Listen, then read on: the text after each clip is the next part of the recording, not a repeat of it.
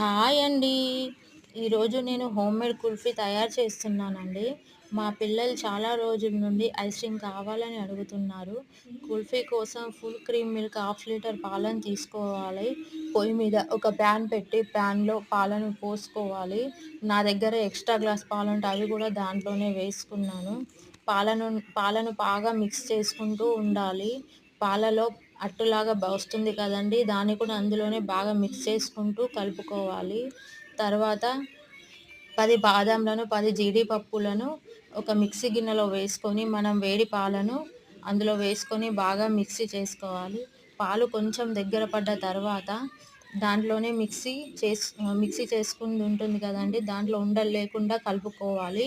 అందులోనే కొంచెం మన టేస్ట్‌కి తగ్గట్టుగా షుగరు, 4 టేబుల్ స్పూన్ల మిల్క్ మేడు, హోమ్‌మేడ్ మిల్క్ మేడ్ అయినా పర్వాలేదండి వేసుకోవచ్చు. దాంట్లోనే లాస్ట్ కొంచెం ఇలాచీ పౌడర్ వేసుకొని బాగా కలుపుకుంటూ, ఉండలు లేకుండా కలుపుకుంటూ దాన్ని దించేయాలి. అది చల్లబడ్డ తర్వాత మన దగ్గర ఐస్ క్రీమ్ మౌల్డ్స్ ఉంటాయి కదండీ! ఐస్ క్రీమ్ మౌల్డ్స్‌లో అన్నా వేసుకోవచ్చు.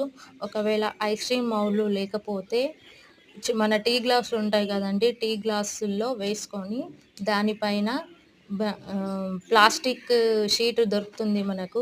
ప్లాస్టిక్ షీట్ వేసుకొని దాంట్లో గాలి ఎళ్ళకుండా దాంట్లో నుండి మనకు ఒక స్టిక్కుని గుచ్చుకోవాలి. స్టిక్కుని గుచ్చుకున్న తర్వాత అది ఫ్రిడ్జ్‌లో ఒక నైట్ అంతా స్టోర్ చేసుకోవాలి. నెక్స్ట్ డే మార్నింగ్‌కి మనకి ఐస్ క్రీమ్ రెడీ అయినట్టే. Thanks for watching.